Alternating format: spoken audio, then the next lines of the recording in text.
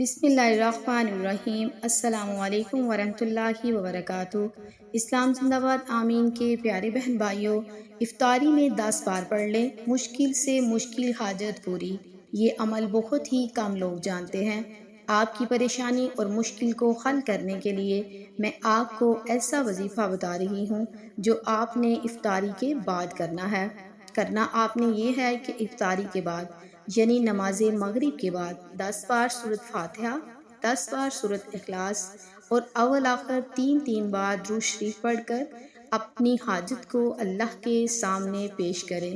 آپ کے دل میں جو بھی جائز خواہشات ہوگی، جو بھی جائز حاجات ہوں گی، اگر وہ آپ کے حق میں بہتر ہوئی تو ضرور پوری ہوں گی انشاءاللہ تعالی۔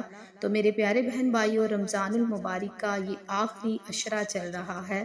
آپ ہر افطاری کے بعد یہ چھوٹا سا عمل کریں اور اپنی تمام جائز خواہشات، تمام جائز مقاصد اپنے دل میں رکھ کے آپ اس عمل کو کریں انشاءاللہ تعالی۔ اللہ تعالیٰ آپ کی تمام دعاؤں کو ضرور قبول کریں گے۔